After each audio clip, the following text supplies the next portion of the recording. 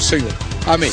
Depois do arrebatamento da igreja, aí sim, aí começam os eventos ligados aos tempos do fim. O surgimento do anticristo, do falso profeta, o início da grande tribulação, os 7 selos, as 7 trombetas, os 7 ais, aquela coisa rara toda descrita no livro de Apocalipse, um colapso terrível aqui no mundo, para depois de mais ou menos 7 anos, o Senhor Jesus, aí sim, visivelmente voltar à terra e estabelecer o seu reino para alguns, ou estabelecer o estado eterno para outros. Pois, muito bem, a questão que nós queremos discutir é o momento do arrebatamento. Como eu disse, para a maior parte dos cristãos brasileiros, ele é o próximo evento na agenda de Deus. Não começa a grande tribulação, não aparece o anticristo, não há nada ligado aos tempos do fim antes que a igreja seja tirada daqui. Mas, no capítulo 24 do Evangelho de Mateus, a partir do versículo 29 até o final do capítulo, lá pelo versículo 44, me parece que o Senhor Jesus, falando dos tempos do fim, descreve um quadro um tanto quanto diferente desse que eu acabei de falar.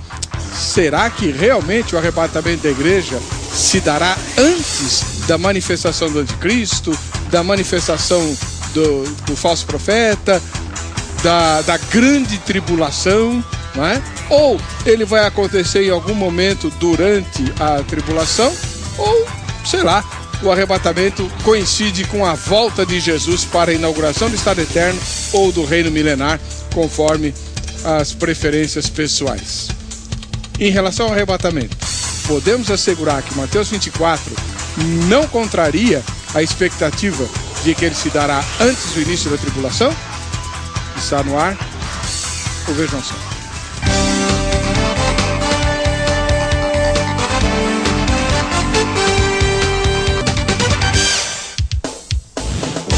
Olá, em nome da Academia Teológica da Graça de Deus, nós damos as boas-vindas a você, que é telespectador do Vejam Só. Muito obrigado pelo carinho da sua audiência, e hoje nós vamos conversar sobre um dos assuntos prediletos de boa parte dos evangélicos, o fim dos tempos, mais exatamente o arrebatamento da igreja, o momento em que nós vamos sair desse mundo e vamos para o céu. Ai, que bom! Quando será que isso vai acontecer? Antes, durante ou depois da grande tribulação? O que é que diz o Evangelho de Mateus no capítulo 24, quando os apóstolos perguntaram para Jesus exatamente sobre isso? A resposta de Jesus elucida esse fato. Para tratar desse assunto, mais uma vez a produção trouxe o bispo José Hildo Melo, que é presidente nacional da Igreja Metodista Livre, capelão da Faculdade de Teologia Metodista Livre e um grande, mas um grande entusiasta dos temas teológicos ligados ao fim dos tempos. Tanto é que ele tem um blog sobre isso. Bispo José Hildo, que prazer recebê-lo, paz e graça. Prazer é meu, paz e graça. Onde fica a igreja que o senhor pastoreia? Estou pastoreando a Igreja Metodista Livre, que fica na Rua das Rosas, número 445, no bairro de Mirandópolis, ali próximo à estação da Praça da Árvore do metrô.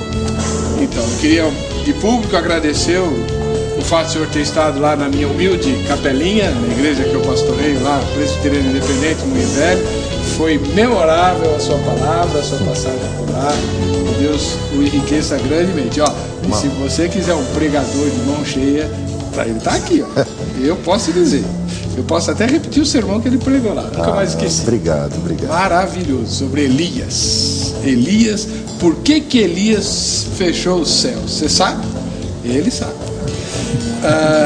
Pastor Davi Paulinetti também nos dá a grande alegria de voltar ao Vejam Só. E ele que viajou para estar aqui. Ele é pastor da Igreja Bíblica lá de Jundiaí. Pastor Davi, seja bem-vindo. Paz e graça. Paz e graça. É um prazer, um privilégio estar aqui participando desse momento aqui de esclarecimento bíblico. Onde fica a igreja lá de Jundiaí que o senhor passou? Na rua Ataúfo Alves, número 83, Jardim Santa Rita. É perto do centro? É próximo do estádio do Paulista de Jundiaí. Muito bem. Isso. E o senhor torce para o Paulista? Sou palmeirense. Tá fazendo o melhor negócio e torcer pro Paulista, viu? Verdade. Não é? Eu também sou palmeirense. Pior que eu também sou. Pois é. A maioria dos pastores é palmeirense porque tem que obedecer a palavra, né? A Bíblia diz lá, né? Que o justo florescerá como Palmeiras. Mas enfim, pastor Davi, seja muito bem-vindo. Obrigado por estar aqui. O senhor é se não me falha a memória, um ardoroso defensor da escola de interpretação dispensacionalista, não é isso? Isto, pré-tribulacionista. Tá. Muito obrigado pela vinda do senhor. De nada, obrigado. Vamos ver a matéria que a Carla preparou e a gente já volta com os recados. Vejam só. Um dia acontecerá assim. Uma conversa subitamente será interrompida ao telefone. Do lado de fora, num ato de desespero, pais sairão correndo pelas ruas à procura dos filhos. Carros desgovernados não darão pistas do paradeiro dos seus donos. E o assunto na mídia dará conta de um fenômeno mundial. Milhares de pessoas desaparecidas misteriosamente da face da Terra.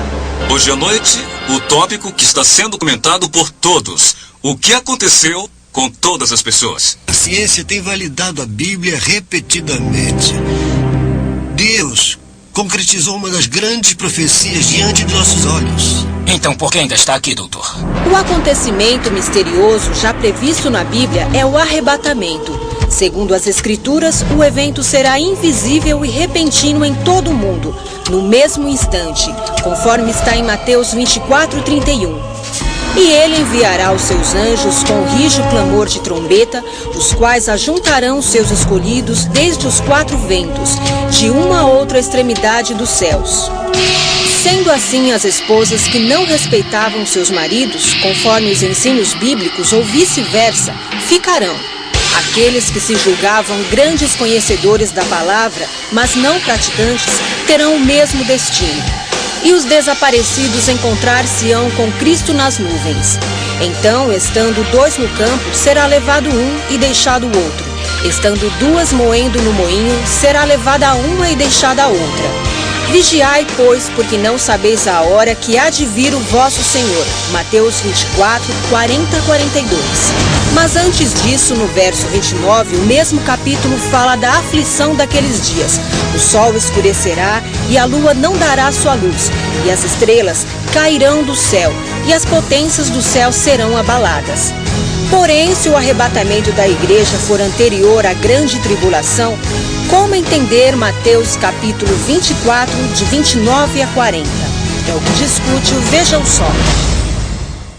Isso. Nós vamos nos basear no texto de Mateus 24 até o final do capítulo. Se não me engano, é o versículo 44, né? Onde, aparentemente, Jesus está descrevendo um evento diferente do arrebatamento, tal como nós imaginamos na maioria dos casos. Os meus convidados é que vão explicar essa história direitinho, né? Afinal de contas, Bispo José Hildo Melo, o senhor entende que o arrebatamento da igreja vai ser antes do início da grande tribulação? Como é que o senhor vê a parte final do capítulo 24 de Mateus? Bem, a partir do versículo 29, claramente Jesus Cristo está ensinando que o arrebatamento, a segunda vinda de Cristo, com o consequente arrebatamento, acontecem depois da grande tribulação. Ele diz claramente, ele diz com todas as letras, logo a seguir, logo após o período da grande tribulação, aparecerá no céu o sinal do Filho do Homem, vindo sobre as nuvens do céu com grande poder e glória, né? Todas as tribos, todos os povos, nações se lamentarão, aqueles que estão assim perdidos, né? Os que não estão entre os salvos vão se lamentar profundamente. Enquanto isso, o Senhor estará enviando os seus anjos para os 4 cantos da terra, né? Para os 4. E eles recolherão, eles ajuntarão seus escolhidos. Ali, então, está claramente apontado o arrebatamento da igreja, que acontece depois da grande tribulação. Muito bem. Depois o senhor vai explicar em miúdos e tem que responder aos desafios do pastor Davi Paulinetti, que acho que não concorda com o senhor. Estou errado, pastor? Está perfeitamente certo. Tá Não certo. concordo. Então o pastor Davi não concorda com o bispo José Hildo Melo, e o senhor também, obviamente, vai ter que responder as questões que o bispo Hildo vai fazer, né? Certo. Como é que o senhor entende essa parte final do capítulo 24 de Mateus e concilia com a ideia de um arrebatamento pré-tribulacionista? Muito bem. Primeiro eu entendo que aqui o contexto ele está trabalhando com um cenário judaico. A igreja não está inserida no texto aqui. A gente pode ver em pequenos detalhes aqui, né? Então sereis atribulados e vos matarão, sereis odiados de todas as nações por causa do meu nome. Não está falando da igreja. E será pregado o evangelho do reino por todo o mundo, para testemunho de todas as nações. Evangelho do reino, não está falando evangelho da graça, é uma pregação do reino que foi prometido para a nação de Israel. O versículo 15 também, pois quando virdes o abominável da desolação, de que ele falou o profeta Daniel, no lugar santo. O lugar santo é algo respectivo à nação de Israel. Né? Ao templo. Então, de novo, não está se tratando da igreja, e muito mais, está apontando para um templo futuro, porque o templo hoje está destruído, né? Outro aspecto, então os que estiverem na Judéia fujam para os montes. Cenário judaico, Judéia, não está tratando da igreja que está em todo o mundo, né? Quem estiver sobre o eirado não desça para tirar de casa alguma coisa. De novo, eirado é uma construção típica de lá. Aqui não tem eirado. De novo, aí não está falando de igreja. Orai para que a vossa fuga não se dê no sábado, né? De novo, o Shabat é uma guarda dos judeus. Não, o cristão ele não tem esse termo legal a ser seguido, né? Então aqui o cenário não está tratando com a igreja, está tratando com a nação de Israel.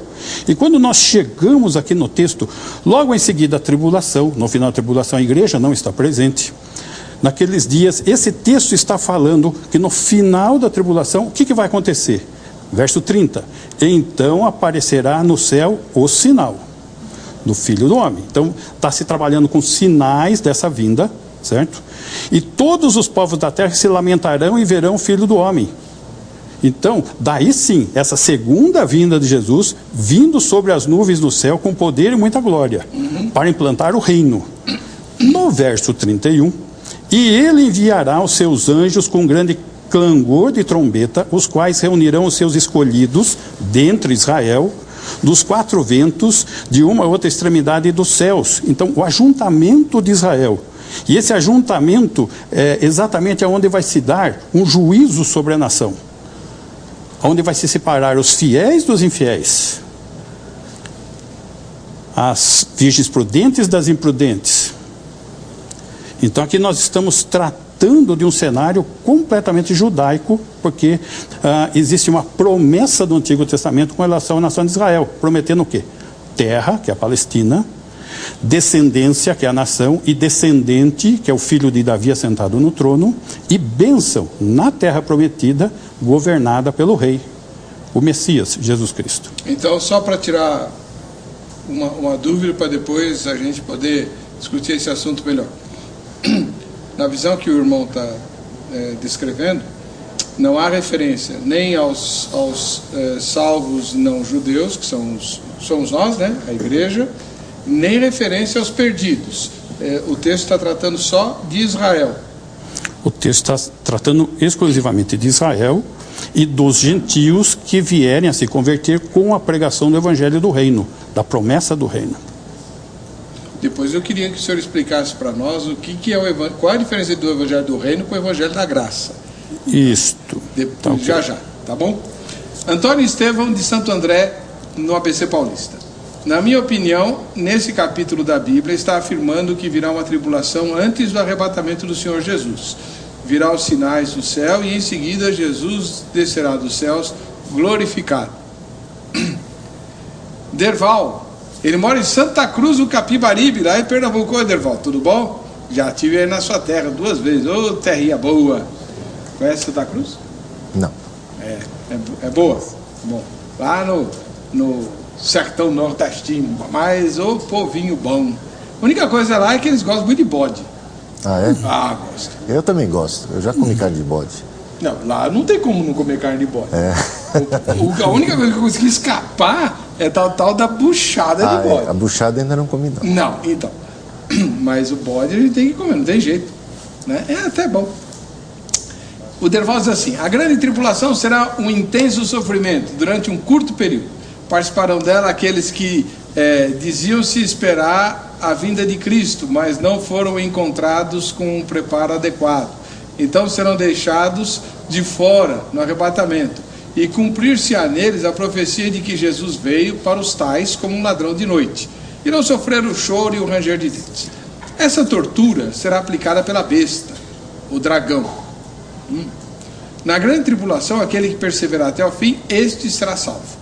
Perseverar até o fim significa resistir até que dela venha a morrer. Segundo Apocalipse 13, 7a. Não reinarão com Cristo no milênio,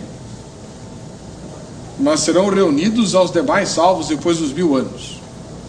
Graça e paz todos o programa. Bom, o Derval menciona aqui algumas coisas que depois eu quero explicação dos meus convidados. Então vou fazer o seguinte: como já eu tenho que chamar mais um recado, vou aproveitar esse tempinho para o pastor Davi explicar para nós, e depois no próximo bloco o Bispo Hildo vai comentar qual, se é que existe diferença, pelo jeito o senhor disse que tem, né? O Evangelho da Graça a gente conhece, o Evangelho que cada um de nós aceitou. Jesus é o nosso Salvador, morreu na cruz pelos nossos pecados, ressuscitou, e quem crê em Jesus tem os pecados perdoados e está salvo. É isso. Isso. Muito bem. E o Evangelho do Reino, o que é? O mesmo evangelho que foi pregado por João Batista: arrependei-vos, porque é chegado o reino dos céus. O rei está presente, o Messias prometido, aquele que estabeleceu os pactos com a nação de Israel, e está presente.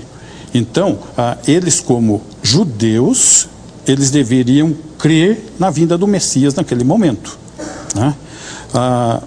O que nós podemos comprovar no livro de Atos, porque os discípulos de João Batista são citados lá sendo batizados de novo, em nome de Jesus. Eles tinham recebido o batismo de João Batista. Então o batismo de João Batista era voltado para a nação. Não era um batismo voltado para o mundo. Tanto que nós vemos o ministério de Jesus, ele sendo trabalhado com a nação de Israel. E depois, quando existe a rejeição, né, que inclusive citado logo aqui antes, né, Jerusalém, que matas os profetas e apedreja os que forem enviados. Quantas vezes quis eu reunir os teus filhos, como a galinha junto os seus pintinhos debaixo das asas, e vós não quisestes, né? Declaro-vos, pois, que desde agora já não me vereis, até que venhais a dizer: bendito que vem em nome do Senhor. Os gritos de Hosana, como na entrada triunfal, Jesus em Jerusalém, isso vai se dar na segunda vinda. Então... mas não se cumpriu no dia de Ramos? Não. Por quê? Porque ele não foi recebido pela nação, ele foi recebido pelos discípulos. Ele não foi recebido como Messias nacional. Ele não foi aceito pelos sacerdotes, pelos líderes religiosos. Isso será na segunda vinda, conforme registrado em Zacarias. Então, só para eu passar a palavra para o Bispo Hildo, o Evangelho do Reino é apenas uma coisa terreal para Israel aqui nesse mundo? Exato, porque a promessa é terrena. Foi prometido, segundo o capítulo 15 de Gênesis, que foi prometido desde o rio Eufrates até o rio do Egito, que é todo o território palestino. É só uma pendência, então, que Deus tem que... Num pacto incondicional, selado com sangue. Com quem foi feito? Com Abraão. Naquele dia que ele separou os animais. Isso, exatamente. Bispo José, o senhor vê diferença entre o Evangelho do Reino e o Evangelho da Graça? Absolutamente não, nenhuma diferença, e eu acho assim absurda a ideia, né, de evangelho, boas novas, né, com o que é salvação pela graça, pelo sangue de Jesus, com alguma coisa ligada aos termos do Antigo Testamento, que eram legalistas, né, completamente opostos. E Cristo veio para nos salvar da lei. A gente estava debaixo de maldição, e quem estiver debaixo da lei está debaixo de maldição, mas Cristo veio para nos salvar. Ele assumiu a maldição sobre si. E os escolhidos, a partir do Novo Testamento, a partir de Cristo, os escolhidos são os salvos, quer sejam eles judeus, quer sejam eles gentios, brasileiros, né? Ou seja, não importa a nacionalidade, o que importa é nascer de novo, o que importa é estar no reino de Cristo. Efésios capítulo 2 diz que Deus, que em Jesus, ele desfez a inimizade, qualquer espécie de separação que houvesse até então, até Jesus, entre judeus e gentios, ela foi colocada abaixo, a parede, o muro de separação foi colocada abaixo. De ambos os povos, em Cristo, Deus fez um só, um povo. Não importa se é judeu, não importa se é circunciso ou incircunciso, o que importa é a circuncisão de Cristo. O que importa é nascer de novo, então ser uma nova criatura. E em Mateus 24, Jesus claramente está se dirigindo aos seus seguidores, aos seus discípulos, aos apóstolos da igreja, que ele escolheu, dentre judeus a princípio, né? Porque a salvação veio em primeiro lugar para os judeus, nem todo o povo judeu aceitou, né? Mas um remanescente permaneceu fiel, os discípulos aceitaram, o apóstolo Paulo também aceitou, muitos outros judeus aceitaram, e a partir daí o evangelho foi se estendendo, né, para outros povos, para todos os povos, línguas e nações. Então os apóstolos de Jesus Cristo, em Mateus 24, Marcos capítulo 13, Lucas capítulo 21, porque são todos, digamos assim, o sermão das últimas coisas estão ali registrados nesses 3 evangelhos. Eles representam nitidamente, claramente a igreja de Jesus Cristo. Eles são os apóstolos de Deus, eles são os apóstolos da igreja. E o pastor Davi é muito querido, né? Eu amo muito o pastor Davi, mas é claro que discordo desse ponto.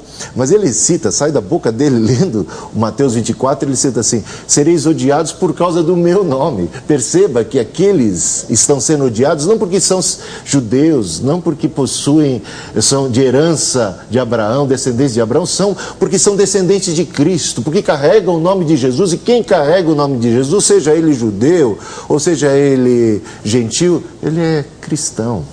E essa perseguição que eles estão sofrendo é uma perseguição por causa do nome de Jesus. Agora, eu reconheço o que ele falou a respeito do caráter judaico, descrito ali nas palavras de Jesus sobre aquela grande tribulação.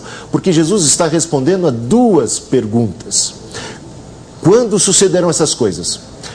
Que coisas? Aquelas que ele acabava de dizer. O templo vai cair, não vai ficar pedra sobre pedra. E é praticamente um desfecho do capítulo 23, quando ele se volta para os judeus, não os judeus como um todo, mas os líderes religiosos, sacerdotes e fariseus, e diz: vocês estão pensando que vocês são melhores do que os seus antepassados? Estão adornando o túmulo dos profetas que foram mortos pelos seus antepassados e estão dizendo para si mesmos: se nós estivéssemos no lugar dos nossos antepassados, de maneira alguma teríamos cometido tais barbaridades. Estão ali, né, adornando o túmulo dos fariseus. Jesus diz: vocês são hipócritas, vocês fazem pior do que os seus pais, porque vocês vão matar todos os que forem enviados. E já está uma referência até aos próprios apóstolos de Jesus Cristo e ao próprio Cristo. Tem uma parábola de Jesus que ele diz assim: o Senhor arrendou a terra para uma turma, ali representando os judeus. E de quando em quando ele estava enviando uns servos dele, para ver como é que as coisas... Todos foram mortos. Aí o Senhor falou assim: puxa, não é possível, vou enviar agora o meu filho, pelo menos o meu filho eles vão respeitar. E o que aconteceu? Mataram o próprio filho. Aí veio o Senhor com juízo. Essa sim termina essa parábola. Veio o Senhor com juízo sobre eles. E Jesus diz a mesma coisa: essa geração vai matar não apenas os enviados, mas vai matar o próprio Cristo, vai fazer pior do que todos. Tanto é que o sangue de todos os inocentes, desde Abel até Zacarias, serão requeridos dessa geração. E ele fala assim: e não passará esta geração sem que se cumpra isso. Então Jesus está rogando, praticamente declarando, anunciando uma maldição, uma praga sobre aquela geração que vai rejeitar o próprio Cristo. E que se cumpriu no ano 70. Exatamente conforme as palavras de Jesus naquela geração. Então, naquela geração, sofreu, sim, uma tribulação de caráter judaico, que os discípulos foram avisados para não estarem lá. Vocês fujam, vocês, meus discípulos, meus seguidores, quando ouvirem falar do abominável da desolação, conforme disse o profeta Daniel, se aproximando, uma referência ao general Tito, né? Príncipe, né, que é filho de Vespasiano, que era general do exército romano, que um dia vai ser imperador. Ele vem contra Jerusalém. E os discípulos já avisados, eles, perna para que te quero. E quem não creu em Jesus ficou. E esses discípulos eram de caráter judaico, eles viviam em Jerusalém. E eles foram avisados para não sofrerem aquilo, mas alguns acabaram ficando. E por causa desses escolhidos, Deus abreviou aquele tempo. A tribulação, segundo o historiador Joséfo, durou 7 anos, desde 63 até 70, quando houve a destruição. Não ficou pedra sobre pedra, a palavra de Cristo cumpriu-se integralmente. Mas também trata a questão, também aponta para quando será a tua vinda. Qual o sinal haverá da tua vinda? Esse é um dos sinais. Tá. Mas esse não é o único sinal, e Jesus descreve diversos outros sinais ali. Você já viu que tem muita coisa para a gente discutir, né? Deixa eu voltar aqui para o pastor Davi Paulinetti e querer saber do senhor o seguinte. O bispo José Hildo, entre as questões que ele levantou, ele abordou uma que eu já tinha até anotado aqui quando o senhor falou. No texto de Mateus 24, de fato, Jesus diz que os perseguidos, que o Senhor disse que serão os judeus, serão perseguidos por causa do nome de Jesus. Sim. E não pelo fato de serem judeus. Os judeus já não foram perseguidos o suficiente ao longo da história? Muito bem. Para isso, nós temos que nos reportar ao texto de Daniel, onde nós vemos que as 70 semanas estão determinadas sobre o teu povo, o povo de Daniel, e sobre a tua santa cidade, Jerusalém. Uma vez que as 70 semanas estão determinadas sobre Israel, 69 já se cumpriram, por que essa 70ª semana não se trata com a nação de Israel? Aí nós temos um problema sério de hermenêutica. Outro problema sério de hermenêutica que nós temos é que ele citou o príncipe como Tito, quando o texto não está falando isto, né? Depois das 62 semanas, será morto ungido, e já não estará. E o povo de um príncipe que há de vir, Roma, destruirá a cidade. Ele, o príncipe que há de vir, fará firme aliança com muitos. Aqui está se referindo ao anticristo. Por uma semana, a semana que está faltando se cumprir. Na metade da semana fará cessar o sacrifício e a oferta de manjares. Vamos lembrar que a tribulação ela se divide em 2 períodos. A primeira metade não vai ter uma perseguição sobre a nação de Israel. Vai ser quebrada a aliança na metade da tribulação. A perseguição se dará após. Outro problema sério de hermenêutica, já chegando no texto... Mas a perseguição é por causa de Jesus? E Jesus não é o Messias? É. Então, eles estão manifestando uma fé no Messias de Israel. Eles estão crendo que ele é o Messias, que virá implantar o reino, que ele é o filho de Davi. Posso fazer uma pergunta, só para atalhar o assunto, que é uma dúvida crucial que eu tenho. Por que o povo judeu, que já sofreu tanto, tem que continuar sofrendo, e os crentes, que são tudo marca barbante, vão estar no céu tudo feliz da vida? Primeiro precisa ver se todos esses crentes marca barbante vão estar lá, né? Eu não acho que são tantos, não. Quem não estiver muito bem, fica. Não. Aí já seria por santidade. Eu estou falando que existe uma diferença muito grande entre organismo e organização. O que nós temos muitas pessoas nas igrejas hoje, crentes nominais, e não nascidos de novo. Eles não vão ser arrebatados. Isso. E não vão esperar de se santificar, não. Esses ficam mesmo. Entendendo? O que só vai ser arrebatado, aquele nascido de novo. Então. Isso. Mas eu conheço um monte de nascido de novo, eu mesmo. Né? Eu sou nascido de novo e eu acho que... A minha dúvida, eu vou tornar mais claro para o senhor, pastor Davi. Os cristãos do primeiro século foram severamente perseguidos pelo Império Romano. Tanto judeus quanto não judeus. Todos eles. O Nero, que era do tempo do apóstolo Paulo, queimou vários, zombando deles, dizendo: vocês não dizem que são a luz do mundo? Então vem aqui iluminar meu jardim. Né? Isso. Então, se Deus não poupou eles da perseguição, por que ele vai nos poupar? Vamos supor que se dê na nossa geração. Né? Um cristão como eu, que vai na igreja, que tem ar-condicionado, né? Que lê a Bíblia no computador, igual o bispo está fazendo aqui do lado. Né? Enfim, poxa, a gente vai ser arrebatado, vai lá para as bodas do Cordeiro, e o povo de Israel é que sofre de novo na mão do anticristo. Por que os crentes não podem sofrer na mão do anticristo? Primeiro porque é uma promessa. Foi prometido. Então, você merece a salvação?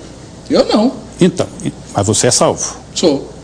Então, o critério de merecimento ou de sofrimento não é um critério, tá? Os judeus merecem a perseguição? Isso vai da parte do Senhor. Aqui está determinado isso.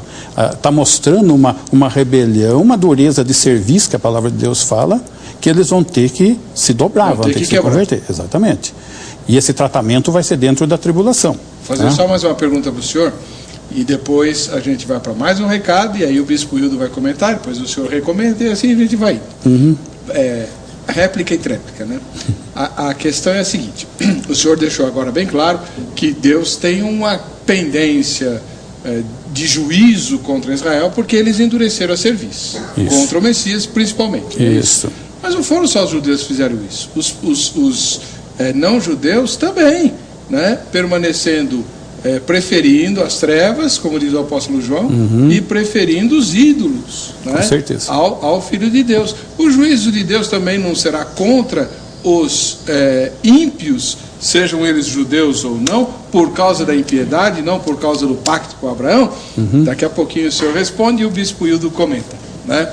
Não adianta a gente ficar insistindo, o Bispo Hildo já fez a colocação, o pastor Davi Paulinetti explicou a questão do por causa do meu nome, por causa da questão do Messias. É isso? Isto. E tem mais um fator cronológico aqui. Se a igreja está sendo colocada em Mateus, aonde fica o nascimento da igreja? Em Pentecostes. A igreja está sendo colocada aqui em Mateus. Sim. Se ela nasceu em Pentecostes, depois, a igreja não existia aqui. Mas Jesus não está falando do futuro? Não, mas espera um pouco. O bispo falou que tudo se cumpriu nos 7 anos lá atrás. Então, a igreja está aqui. Que 7 e nós... de 63 a 70. Mas aí o Pentecostes já tinha acontecido, irmão. Não, peraí. O Pentecostes, nós temos que compreender o seguinte: Mateus, ele não está fazendo um relato de igreja. Segundo, o texto não pode estar falando nesse sentido, porque é o contexto judaico. E se tudo aconteceu lá, se a tribulação se cumpriu lá atrás, então nós estamos no reino hoje. E Jesus está sentado no trono em Jerusalém. Boa pergunta. Aí, bispo, como é que é? A tribulação já aconteceu? A tribulação de caráter judaico já aconteceu, obviamente. Não há nem como negar. Cristo disse que não ficaria pedra sobre pedra. Cristo disse que viria a destruição sobre Jerusalém naquela geração. Não disse que seria em outra geração. Falou que esta geração sofrerá exatamente em decorrência de ter rejeitado, matado profetas e matado o próprio Cristo. Jesus chorou sobre Jerusalém quando entrou na cidade e disse: Jerusalém, Jerusalém, que matas os profetas, apedrejas tantos quantos te são enviados. Quantas vezes eu quis, como uma galinha, quis abraçar, acolher vocês debaixo das minhas asas, mas vocês não quiseram. Eis que teus inimigos te cercarão de trincheira. E ele diz isso exatamente nesse contexto de rejeição. Cristo é rejeitado e vem o juízo. Conforme as palavras de Daniel, no capítulo 9 de Daniel, nas 70 semanas, ele diz: e será morto ungido, e em decorrência da morte do ungido, o quê? O povo de um príncipe que há de vir vem, cerca a cidade, devora a cidade, destrói a cidade. Tudo isso se cumpriu. Uma das profecias mais, assim, tremendas de Cristo, que já teve cumprimento, é exatamente esta. Então ela já teve cumprimento, aconteceu. Então não vai haver mais tribulação. De caráter judaico, daquele tipo, não. E é muito interessante, Mateus, Marcos e Lucas, todos eles escritos antes do ano 70 da era cristã, e todos eles registram essa profecia. O Evangelho de João, escrito posteriormente, não registra essa profecia. O livro de Apocalipse, escrito posteriormente, fala de uma outra espécie de grande tribulação, que nada mais tem a ver com Jerusalém, nada mais tem a ver com o templo.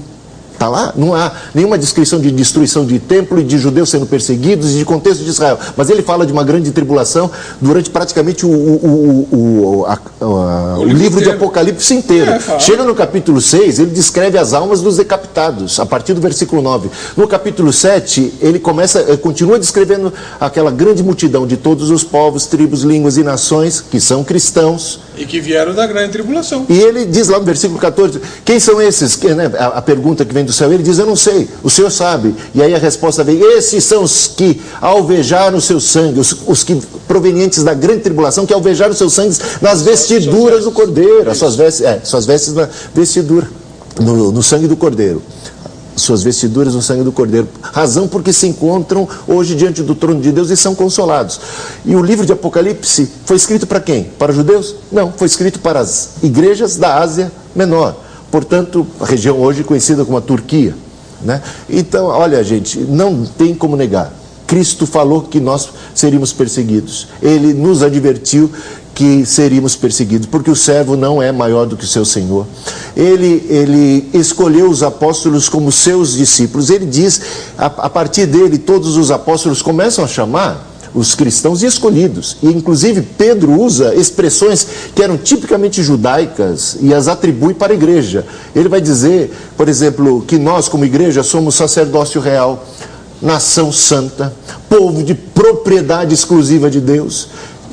Isso é uma paráfrase praticamente do que Deus disse ao povo de Israel em Êxodo capítulo 19, está lá registrado. Então, gente, não tem como negar, não tem como fugir da raia.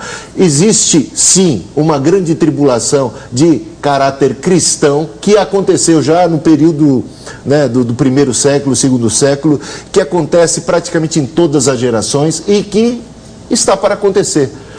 Paulo falou do anticristo. Ele já não chama mais de abominável da desolação, já não é mais esse termo que Paulo começa a usar, ele começa a usar anticristo. E se é anticristo, ele não é antissemita, ele é anticristão. Então, os cristãos são perseguidos por causa do amor que tem a Deus. Os judeus sofreram quando eles cometeram e praticaram idolatria e se desviaram de Deus. Primeira vez, 722 a.C., o Reino do Norte foi destruído pela Síria. 586, o Reino do Sul, Jerusalém e o Templo é pela primeira vez destruído. Aí vem a profecia de Daniel, porque Daniel já está vivendo na Babilônia mais de 70 anos, ele teve uma longa vida. E é cumprido aquele período de 70 anos, conforme a profecia de Jeremias, havia uma expectativa de que o cativeiro babilônico terminaria, encerraria os períodos de juízo contra Jerusalém. E aí ele começa a orar, é o capítulo 9, começando, ele começa a orar, né, e faz uma oração. Então a expectativa é de que agora vai vir a redenção, de que agora vai vir a libertação de Jerusalém. E aí ele ouve 70 semanas, e que nós entendemos como 70 semanas de anos, ainda estão determinadas sobre Jerusalém. E ele descreve mais juízos contra Jerusalém. E ali ele claramente aponta a morte do ungido. Portanto, a última semana, nós já ingressamos na última semana, porque o ungido foi morto na última semana. E o povo de um príncipe que há de vir veio exatamente naquela geração, cumprindo-se a profecia de Jesus e a grande tribulação de caráter judaico. A partir daí, nós vamos ouvir falar de anticristo, e não mais de abominável da desolação. De uma igreja sendo perseguida e sofrendo, não porque praticou qualquer coisa ruim, mas porque ama e carrega o nome de Jesus Cristo. Não é juízo de Deus contra a igreja, é de fato ódio do anticristo contra a igreja. Deixa eu pôr na mesa outra questão que a gente precisa discutir. O telespectador está ouvindo o bispo José Hildo e o pastor Davi Paulinetti, e ele tira suas conclusões pela argumentação de cada um.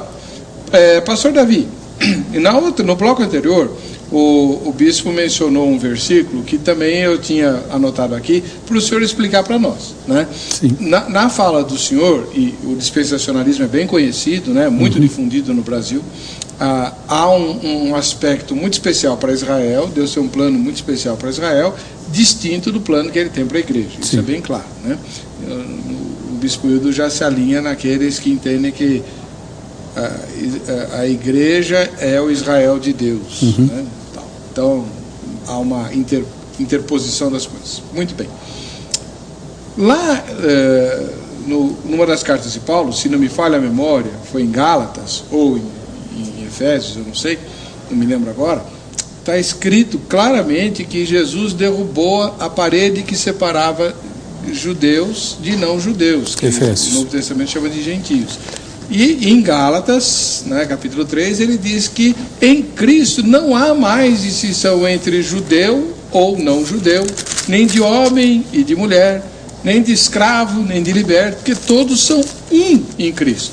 Então, como é que a gente pode continuar fazendo essa distinção tão aguda?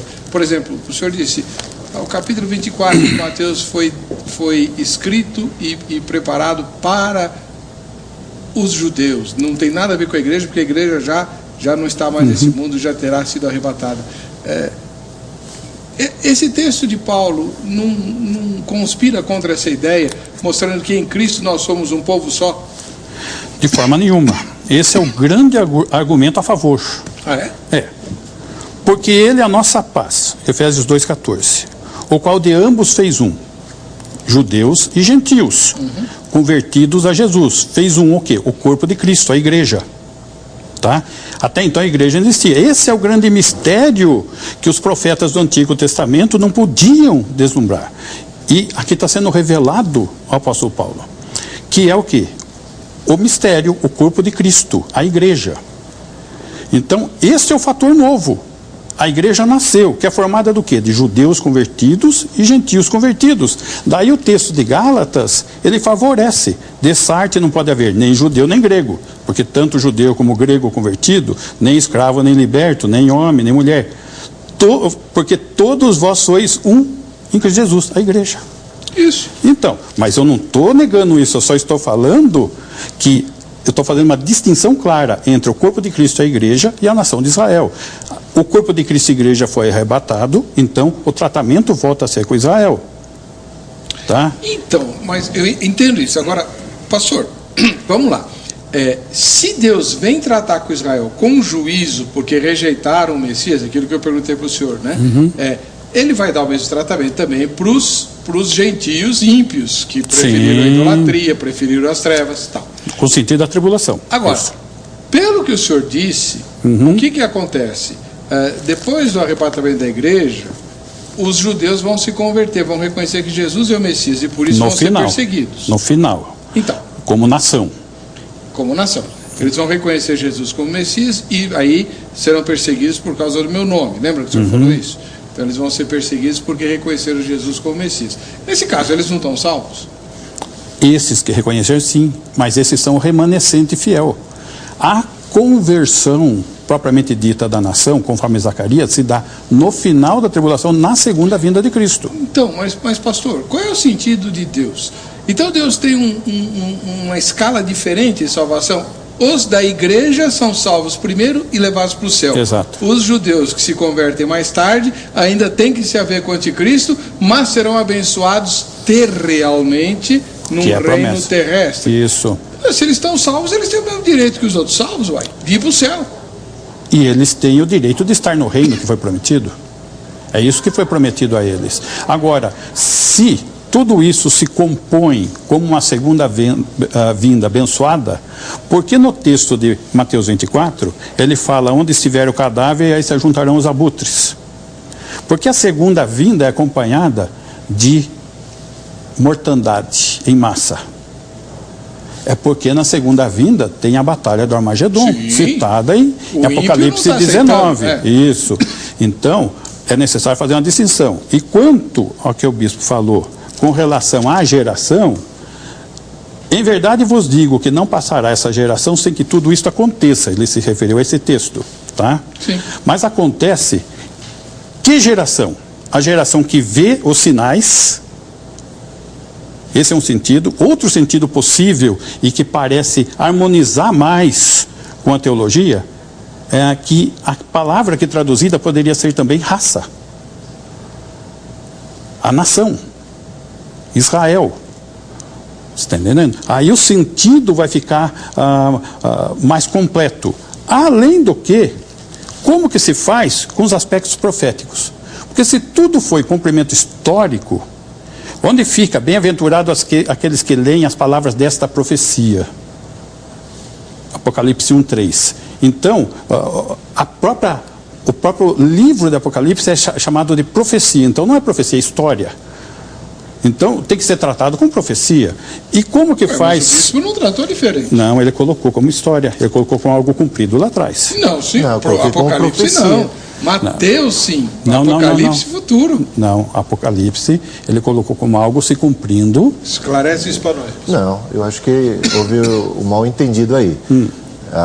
De fato, o que eu digo que já foi história e era profecia da boca de Jesus quando foi feito, é a destruição do templo, que não ficaria pedra sobre pedra, e isso já se cumpriu conforme Jesus havia profetizado, se daria naquela mesma geração. Você lendo já o finalzinho do capítulo 23, ele aponta que isto viria como um juízo, a destruição do templo, a destruição da cidade, como um juízo pela rejeição do Messias, pela morte do ungido. Então, isso sim, já se cumpriu, mas era a profecia quando Jesus falou. E se cumpriu ipsis literis naquela geração, no ano 70 da era cristã, quando Jerusalém foi destruída. Agora, indo para o Apocalipse, nós já vemos ali uma menção de uma grande tribulação de caráter cristão. Nada mais tem a ver com o templo, nada mais tem a ver com o sábado, nada mais tem a ver com Jerusalém.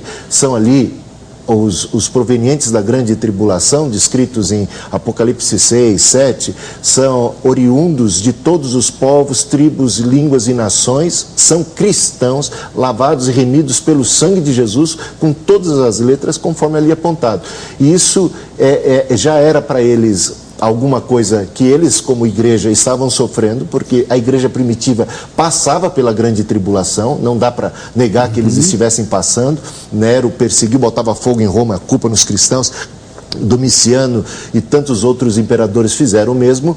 De tempos em tempos, gerações após geração, temos visto a igreja sendo perseguida, né, há muitos anticristos, conforme falou já, e já apontava o apóstolo João, já naquela época ele já falava sobre muitos anticristos, e não apenas uma espécie de anticristos, e há que a gente espera que quanto mais nos aproximamos do fim, segundo o próprio Apocalipse, Satanás será solto, sabendo que pouco tempo lhe resta, e provocará uma rebelião, né, uma nova perseguição, conforme o dia do Senhor se aproxima. Então, realmente o livro de Apocalipse é um livro voltado, escrito, dedicado à igreja, né? E remete a tempos do fim. Remete aos tempos do fim, certamente. Futuro também. Futuro, presente, histórico e futuro. Não se esgota naquele passado e naquele tempo contemporâneo deles. A gente vai encontrando cumprimentos históricos no decorrer de toda a história da igreja, e há que se cumprir plenamente até o último dia. Tá. Eu tenho uma pergunta para os dois aqui. A pergunta é a seguinte: vou começar com o pastor Davi e depois o bispo José Hilton. Como é que o senhor entende a referência de Mateus 24, quando Jesus fala assim: então será tomado um e deixado o outro? Tá? Muito bem. Esse texto, ele está preso à condição da promessa do reino. Quem é que vai entrar no reino? Quem ficar. Quem não vai entrar no reino? Quem for tirado. Aqui o texto não está falando de arrebatamento. Aqui está falando de separação, de juízo. Quem entra no reino, quem foi fiel e quem foi infiel. Então, o texto está trabalhando com a promessa do reino. Aqui o trabalho do texto não está trabalhando arrebatamento. Alguns enxergam o arrebatamento assim, trabalhando com Mateus 25, das virgens. Mas estão esquecendo do contexto de casamento judaico, aonde o noivo vem, encontra-se com a noiva, vão para a casa do pai do noivo, aonde se dá as bodas, a cerimônia, a aliança. E a sequência do casamento é eles virem para a casa da noiva, que é a terra, onde se dá a ceia. Então, aqui está se falando ao retorno pós-aliança, em continuidade à cerimônia, à ceia, na terra. Então, Mateus 25, aqui ele está trabalhando com 10 virgens, 5 prudentes, 5 imprudentes, 5 fiéis, 5 infiéis. Então aqui ele está trabalhando o julgamento de Israel, que está preso com o quê? Com os versículos anteriores. Note, primeiro, um julgamento, onde estiver o cadáver, aí se juntarão os abutres. E o verso 31, ele enviará seus anjos com grande clangor, os quais reunirão os seus escolhidos, Israel, dos 4 ventos, de uma a outra extremidade dos céus. Aqui ele vai estar trabalhando, então, com esse ajuntamento, onde vão ser julgados os prudentes e imprudentes, os fiéis e os infiéis, o remanescente fiel. Quem não entrar no reino vai ficar onde? Vai ficar no lugar onde há ranger de dentes, como está citado no texto Não aqui. é o inferno? Não. Ali nós temos que fazer uma distinção entre Hades e Sheol, Então, não, sim. certo? Mas- Que ali é Hades e Sheol, não é inferno. Sim. Ali- Mas vão estar vivos? Não, vou estar aguardando o juízo no Hades. Vou refazer a mortos. Então vamos supor que eu seja um infiel nessa época e o senhor é fiel. Então o senhor entra no reino. Nós Isso. dois estamos vivos. Aí vem o anjo separar nós dois, certo? Aí o senhor entra no reino e eu fico. O que acontece comigo? Isso é o que está citado aqui no final do capítulo. Quando vier o Filho do Homem na sua majestade, e todos os anjos com ele, então se assentará no trono da sua glória, e todas as nações, está falando dos gentios, serão reunidas em sua presença, e ele separará uns dos outros, como o pastor separa dos cabritos as ovelhas, e porá as ovelhas à sua direita, mas os cabritos à esquerda. Olha agora aqui. Então dirá o rei, Jesus, o Messias, aos que estiverem à sua direita: vinde, benditos de meu Pai, entrai na posse do reino, que vos está preparado desde a fundação do mundo. Certo. No E reino os milenar. Aqui já são os gentios. Tá, não, eu sei, mas os cabritos, os bodes, Isso. os perdidos, vai acontecer o que com eles Eles durante vão o reino? para o Hades e irão então eles vão estes morrer. para o castigo. Exatamente. Ah, Irão morrer. estes para o castigo eterno, porém os justos para a vida eterna. Então, o castigo eterno é o lago que arde com fogo e enxofre? Sim. Então o senhor Nós temos que descreveu o juízo compreender. final agora. Não descreveu Não é o o juízo final. Não, aqui é o julgamento das nações. Nós temos que chegar em Apocalipse 20, aonde é o juízo final, o trono branco, e nós temos que ver que daí o Hades Ele entrega os mortos. entrega os mortos, que serão lançados daí sim no Aí inferno, sim, no tá. Guerrena, no Tofete. Perfeito. Isso. Mas só para a gente entender. Mateus 24 fala de um evento que não é o juízo final nesse Exatamente, é a implantação do reino. trecho. A gente vai para o intervalo e o Bispo Hildo vai discordar, que eu tenho certeza, no próximo bloco. Bom, o Bispo José Hildo Melo, grande entusiasta dos assuntos ligados à escatologia, como é que chamou o blog que o senhor tem? É escatologiacristã.blogspot.com. escatologiacristã.blogspot.com. Muito bom.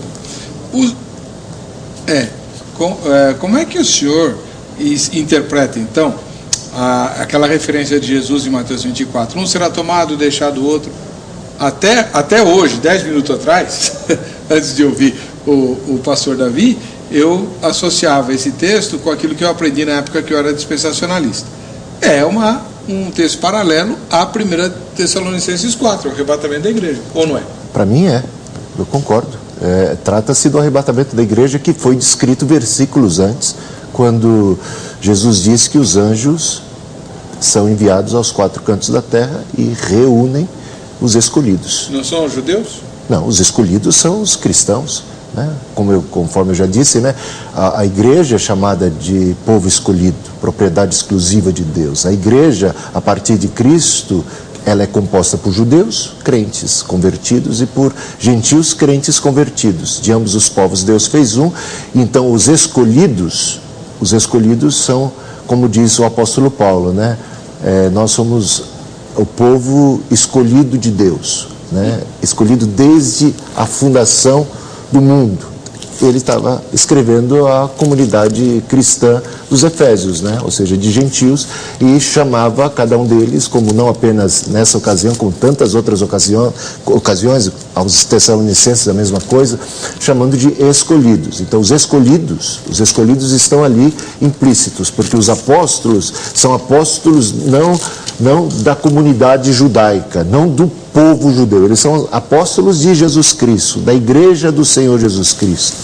E esses apóstolos de Jesus Cristo representam a igreja de Cristo ali em Mateus capítulo 24. Eles participam da ceia do Senhor, não como judeus, eles participam da ceia do Senhor como lavados e remidos no sangue de Jesus Cristo. Eles são os apóstolos de Jesus, os enviados para pregar o evangelho do reino, que é o evangelho de Jesus Cristo. Não há 2 evangelhos, não há duas ressurreições, né? Mas e o reino? O reino não é esse que o pastor descreveu, um reinado de Jesus lá em Jerusalém? Não, Jesus disse que o reino dele não era desse mundo. Quem pensa no reinado de Cristo em Jerusalém tem que me mostrar aonde é que está na Bíblia Jesus num trono sentado em Jerusalém. Não há nenhum lugar, nenhuma passagem disso. Jesus está já reinando do céu. O trono de Deus sempre é visto e descrito como um lugar, estando no céu. Mas Jesus não pode reinar em Jerusalém? Ele pode, ele não tem nenhum problema. O problema é que não há esse ensino na Bíblia. Claro que há. Não, em nenhum lugar. Apocalipse capítulo 21. Apocalipse capítulo 20, você poderia dizer. 20. Apocalipse capítulo 20 mostra Jesus reinando do céu. Hã? É claro. Não, senhor. Do céu, Jesus não em Jerusalém. desce. Ué, ô bispo. Aí você tem que dar uma olhada, não é melhor em capítulo 20. Não, peraí. No capítulo 20, descreve a descida de Jesus com as suas hostes, montado no cavalo branco, tendo escrito o nome na coxa, com a espada que sai da boca. Ele vem, vence o anticristo, vence o falso profeta, senta no trono e reina 1000 anos. Não, no capítulo 20. Como que não? Não, aí você está... Não, tem essa descrição um pouco antes. Né? 19. É 19? Exatamente. E no final... Eu não me apego a detalhes. Eu sei, mas eu gosto de observar bem essas coisas. No final do capítulo 19, só para você ter uma ideia, porque o livro de Apocalipse, é muito importante isso. Se você não perceber isso, a gente comete bastante erro de interpretação em Apocalipse. Ou seja, isso o quê? Que o livro de Apocalipse não é um livro escrito com eventos que se sucedem em ordem cronológica. Concordo. Eles são diversas visões do fim, Sim. que depois como que se autocomplementam. No final do capítulo 19, depois dele ter vindo sobre as nuvens do céu, reinado e tal, o que é descrito? O juízo final. O juízo final no final do capítulo 19. O juízo do grande trono branco. O juízo final. Diz, inclusive, que quando ele vem, ele destrói tudo, não sobra nenhum inimigo, destrói as nações inimigas e tal. É uma carnificina geral. Dá uma olhada nos últimos versículos do capítulo 19. Por que eu estou dizendo isso? A propósito. Porque a gente vai ver o juízo final acontecendo também depois, no capítulo 20. Mais um retrato do... Porque diz que ele vem, né? Como um fogo, né? Que destrói os seus inimigos e aí se dá o juízo final novamente. Então, portanto, há diversas... Não, peraí, não, eu não vou cair nessa não, bispo. No capítulo 19, quando descreve a descida de Jesus, descreve-se a vitória dele sobre os inimigos. Sim, mas não sobrou ninguém. Não sobrou ninguém, Exatamente. Concordo. Aliás, essa é a minha dúvida. É um juízo. É um juízo. Mas não há o julgamento do grande trono branco? Não. É que, tudo bem, é que você tem que entender o seguinte, que você tem que entender que só existe um juízo final. Só existe um juízo final. Essa história de juízo das nações de Israel, capítulo 25, não, ali claramente é um juízo que se dá para todas as nações, gentios, para todo mundo. Ou seja, é o juízo final, é o retrato do juízo final. Depois daquilo lá, o que nós temos? Uns indo para o gozo eterno e outros indo para a perdição eterna. O estado eterno. Quando Jesus Cristo desce do céu com grande poder e glória, o que é que se desencadeia logo a seguir? O juízo final. O reinado milenar de Jesus em Jerusalém. Não, o juízo final. Não, e os 1000 anos lá? Os 1000 anos são um símbolo, é um símbolo do reinado de Cristo completo que se iniciou por ocasião da sua primeira vinda. Porque quando Cristo veio, primeira vez, ele já amarrou Satanás. Ele disse isso. Não, mas Satanás está preso, bispo. Mas Jesus disse que ele amarrou. Ele disse que ele amarrou. Capítulo 12 de Mateus, a partir do versículo 29. Ele disse: eu expulso demônios pelo Espírito Santo de Deus, é chegado até vós o reino. E ele disse que o reino chegou. Em João capítulo 12, ele diz: é chegada a hora de ser expulso o príncipe desse mundo. Ele disse isso. É chegada a hora de ser expulso o príncipe desse mundo. Eu concordo com o senhor de que Jesus já reina. Isso é óbvio. Ele já está entronizado. Ele está entronizado, ele reina, ele é o senhor da história, papapá. Tudo bem. Mas, lá no céu, no mundo espiritual, certo? Sim. Ele concretizará esse reinado vindo ao mundo material, não é verdade? Senão não seria necessário, bastaria que o mundo acabasse e todos os homens, quando ressuscitassem diante do grande trono branco, iam ver: é mesmo, olha aí, Deus existe, Jesus era real, papapá.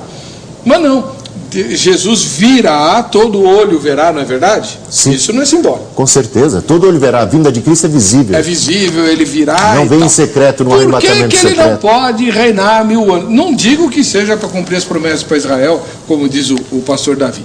Eu digo que ele vem reinar, por quê? Eu penso assim: Até aqui vocês fizeram desse mundo gato e sapato. Eu vou mostrar para vocês como é que seria o mundo se Adão e Eva não tivessem ouvido aquele fedido rabudo chifrudo lá da serpente. Aí ele reina 1000 anos, mostrando. Você concorda comigo? Correndo, sim. Então ele reina 1000 anos, mostra para todo mundo, olha só como seria um mundo maravilhoso. Aí, no fim dos 1000 anos, o Satanás é solto, porque nesses 1000 anos, Satanás vai estar preso de verdade, para valer. Não vai poder fazer nada, vai ficar que nem um cachorrinho. Aí, solto ele vai fazer miséria lá, e aí sim, aí eu concordo. Aí vem o juízo final com a inauguração do Estado Eterno. Nova Jerusalém para os salvos, lago de fogo e enxofre para os perdidos, e ponto final. Não pode ser assim. Poder? Pode, se Deus quisesse que fosse assim. E se Deus quisesse que fosse assim, teria Cristo dito, ensinado algo a esse respeito. Nada. Ele ensinou absolutamente nada. Nenhuma frase de Jesus aponta nessa direção. Pelo contrário, ele disse que o reino dele estava aqui na terra. Ele falou do reino dele em termos muito mais, digamos assim, paradoxais, heterodoxos, do que a gente pode imaginar. Ele diz assim, é como alguém que plantou trigo e veio outro durante a noite e planta o joio. Ele fala do reino de Deus nesses termos, como um grão de mostarda que é pequeno, até desprezível, mas que vai crescendo paulatinamente. Estas descrições, entre tantas outras, só podem dizer respeito ao reino de Deus aqui e agora, que se estabelece de maneira gradativa, gradual, paulatina, e que tem a presença do joio, porque se o trigo cresce, e a gente vai ver a palavra de Cristo, que um dos sinais que está lá em Mateus 24, que precedem a segunda vinda de Cristo, é que esse evangelho do reino deve ser pregado para testemunha a todas as nações, porque esse evangelho do reino não é para Israel, é para todas as nações, é evangelho da graça universal para todo mundo, é pregado para testemunha a todas as nações, e então vem o fim. Então a igreja cresce, as portas do inferno não prevalecem contra a igreja, porque Cristo capacitou a igreja para pisar todo o poder do inimigo. O inimigo, nesse sentido, está amarrado. Quando você lê Apocalipse capítulo 20, diz que ele foi amarrado, Satanás foi amarrado para não enganar mais as nações, de modo que o evangelho e a igreja crescem sem poder serem contidas em sua missão. Ou seja, o poder de Satanás está restrito, ele não está amarrado absolutamente, por isso a palavra de Deus, assim, totalmente, literalmente amarrado, mas ele está amarrado, profeticamente amarrado, no sentido de não poder impedir o avançar da igreja. Todo poder me foi dado no céu e na terra, portanto, ide, fazei discípulos. Eu dou poder para vocês pisarem todo o poder do mal, escorpiões e serpentes. Nada poderá fazer dano para vocês. Por isso, porque ele está amarrado, ele não pode fazer dano. E a igreja prega o evangelho, e a igreja se espalha por todo mundo, e Cristo vem. Cristo deixou uma missão para a igreja, e essa igreja tem esse evangelho do reino, e ela é agente do reino de Deus aqui na terra. Agora, por que não pode acontecer esse milênio futuro? Porque ele é inviável, porque, pensa bem, sobre quem Cristo reinaria? Só teríamos dois tipos de pessoas quando Cristo voltasse: salvos e perdidos. Os salvos estariam com corpos glorificados com Jesus Cristo. Sobre quem Cristo reinaria? Sobre as nações. Essas nações são exatamente as nações que estavam contra Cristo, que estavam seduzidas pelo poder do maligno, que se encontram entre os salvos. Diz a palavra de Deus, não apenas em Apocalipse, mas também em tantas outras passagens da Bíblia, das epístolas, que por ocasião da segunda vinda de Cristo, as nações se lamentam. Aliás, isso a gente encontra em Mateus capítulo 24. As nações e os povos se lamentarão. Por quê? Porque a expectativa que eles têm é de juízo final e não de um milênio aqui na terra. Sim, mas o juízo vai vir. Pode demorar 1000 anos, mas vai vir. A gente faz um tema já sobre quem... Tá, o senhor me deu uma ideia, anota aí, Ana. Ela não anota. Toda vez que eu falo, ela não anota. Sobre quem Jesus reinará nos 1000 anos. Porque, bispo, só antes de chamar o povo fala... eu entendo o seu ponto de vista, que o senhor fala que o senhor é pós-milenista. Eu sou um amilenista, de fato. Não, é porque... o que eu explico para você é o seguinte: quando eu digo que eu sou um pós-milenista realista, de fato eu sou um amilenista otimista. Portanto, é muito difícil definir isso. Tá bom. Mas o amilenismo, ele vai nascer lá com Agostinho. Concorda? Até então, todos os crentes eram, que nem eu, pré-milenistas históricos. Ainda o dispensacionalismo não tinha nascido, mas eram pré-milenistas históricos. Como o senhor mesmo diz no seu blog. Há controvérsias. Não há não. O senhor mesmo diz no seu blog, eu gosto muito do seu blog. Lá está escrito assim: o Apocalipse tem que ser entendido pela leitura natural, porque inclusive, quando ele era lido, alguém lia e todo mundo ouvia. Ninguém tinha, que nem hoje, o texto para acompanhar. Concorda? É verdade. A pessoa ia ouvindo e formando imagens. E a imagem mais natural que o Apocalipse descreve é de Jesus voltando, derrotando o anticristo, falso profeta, e lançando-os no lago que arde com fogo e enxofre, e reinando no trono de Davi por 1000 anos. Isso é muito... A história da igreja mostra isso. Os primeiros cristãos eram pré-milenistas históricos. Mas a gente discute o milênio outro dia. Tá bom. Eu vou chamar a repórter e aí a gente vai ver o que ela apurou sobre o tema de hoje. Vejam só. Você acha que o arrebatamento da igreja vai acontecer antes ou depois da grande tribulação? Olha, eu acredito que vai ser antes, porque assim, a tribulação vai ficar para aqueles que realmente não serviram a Deus com uma fidelidade maior e para aqueles que não fizeram a obra corretamente. Eu acho que é antes da grande tribulação, né? O Senhor vai vir buscar os escolhidos, aqueles que andaram no caminho dele, que buscaram, né, estar sempre na presença dele. Esse é o meu ver. Eu acho que o grande arrebatamento, ele pode ser antes. E por quê? Acredito que...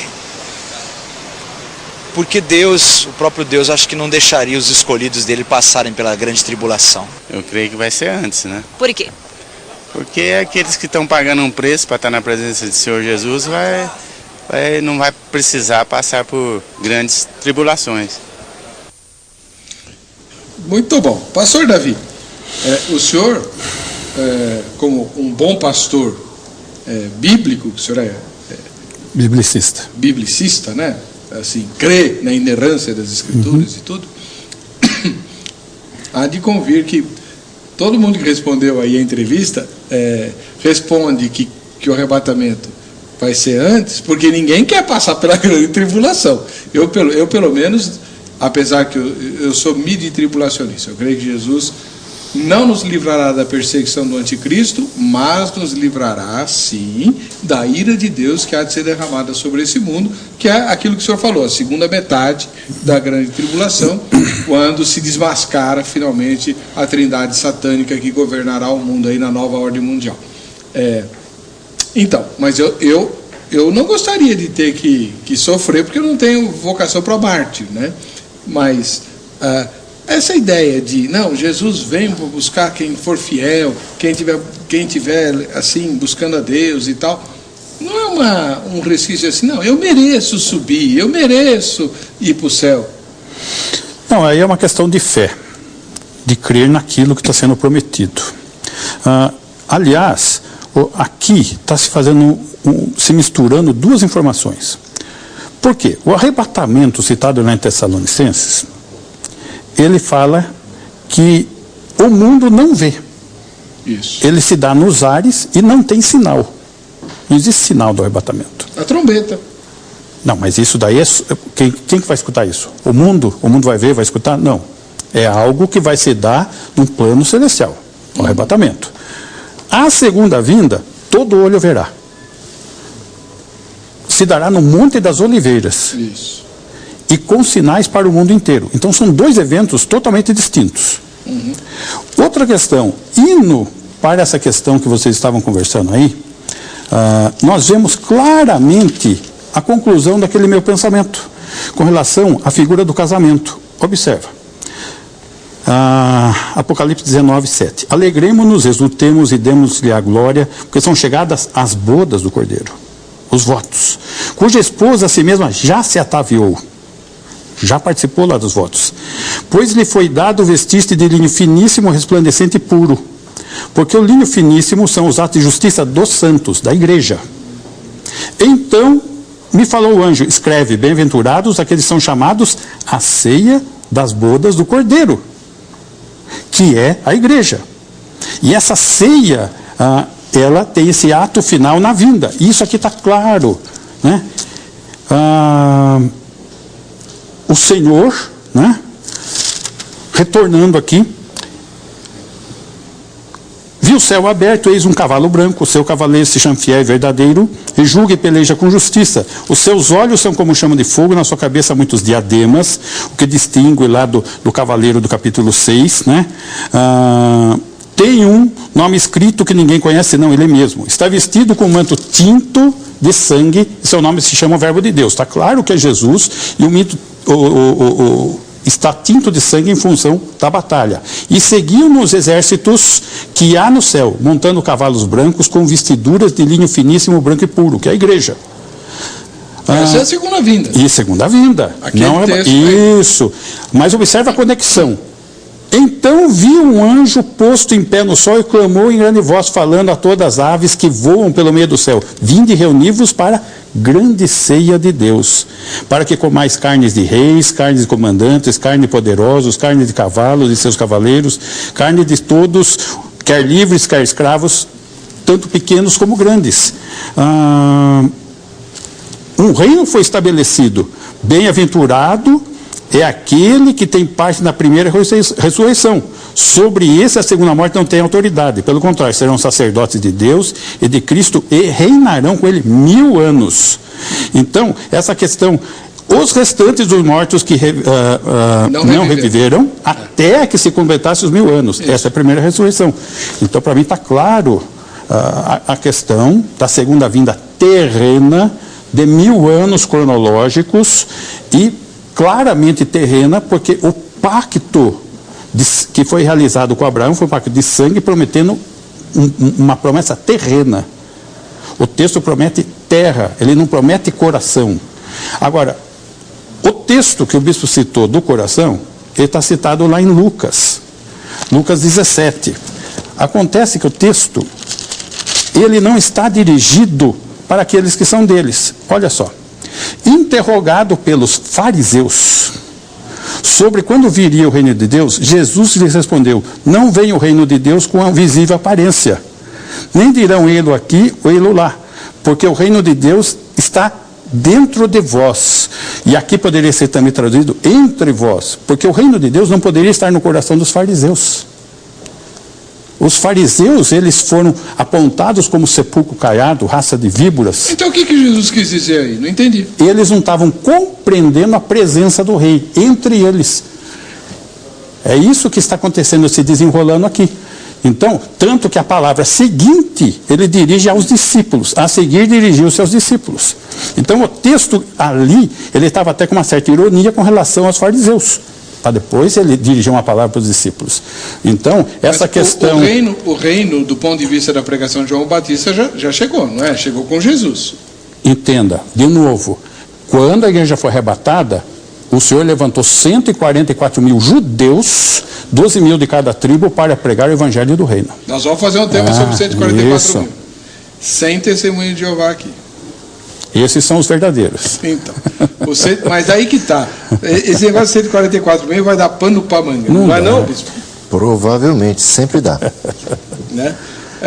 Você aí de casa ouviu todos os pontos de vista destacados aqui pelo bispo José Hildo, também pelo pastor Davi Paulinetti.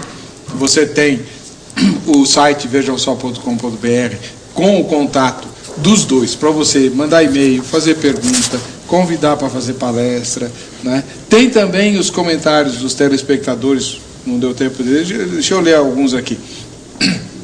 Marco Antônio Machado, da capital paulista, diz assim: acredito que antes de se chegar à conclusão com relação à pergunta de hoje, é preciso compreender se a aflição daqueles dias, Mateus 24, 29, se refere à grande tribulação propriamente dita, ou à fase de desajuste social, espiritual, econômico e comportamental em escala crescente, que antecederá o arrebatamento e culminará na grande tribulação. Marco Antônio está na mesma, né? Não tem diferença. Penso que Mateus 24 relata tanto o arrebatamento da igreja, que acredito será antes da grande tribulação, quanto da volta de Cristo sobre a terra, para iniciar seu reinado milenar em Jerusalém, depois da grande tribulação. Só é preciso compreender qual parte do texto se refere ao período pré-tribulacionista e qual se refere ao período pós-tribulacionista. Tá bom? O Guaraci, da capital paulista, assim, com base nas escrituras, entendo que tanto pós como os pré-tribulacionistas possuem argumentos fortes para sustentar suas teses escatológicas, até serem confrontados com a antítese. Um pouco de areia pode emperrar o funcionamento das engrenagens e grandes máquinas. Então, por aprendizado, quando crianças ou neófitos na fé, criamos convicções que tendem a nos acompanhar pelo resto da vida. E certezas, por serem certezas, não se abalam facilmente com argumentos apenas. Então parece-me que Deus, em sua infinita sabedoria, deixou incógnitas, incapazes de serem resolvidas pela razão humana, mesmo acompanhada de fé. Essa é uma delas. Quer saber? O que Ele quer que nós saibamos? Jesus volta. Mas quando? Só Ele sabe. Bom, isso é fato. E tem mais uma que você não falou agora, sim. Só Jesus sabe quando Ele volta, mas quem for dele tem que estar preparado. É isso que importa. Seja assim, seja assado. E eu queria terminar, pastor Davi, bispo José Hildo, muito obrigado pela presença dos irmãos. Prazer. Mas que eu já fui um ardoroso dispensacionalista, até eu ir trabalhar com o Dr. Shed, aí ele acabou com o meu dispensacionalismo. E o senhor está usando a Bíblia do Shed, né? Estou usando. Então, o meu grande receio, né, ser apaixonado pelos temas bíblicos é uma bênção. Eu mais uma vez elogio a forma como o senhor prega, porque realmente é maravilhoso ver como o senhor é um apaixonado pelas coisas da Bíblia. Isso é raro de se ver, né? Agora, com relação aos eventos do fim, há um grande perigo. Você pode ter e deve ter todas as convicções que você puder, mas cuidado. Os judeus do tempo de Jesus tinham tantas convicções sobre como seria o Messias, que quando o Messias veio, eles não reconheceram, porque não encaixava no sistema deles. Por isso que Deus não deixou, agora sim tem razão, Deus não deixou um sistema fechado sobre a volta de Cristo. Ele guardou mistérios para que a gente possa agir com humildade em relação a esse tema. Bom, para você que fica com a gente, que fica com essa programação, a paz e a graça de Jesus. Nós nos veremos no próximo Vejam Só.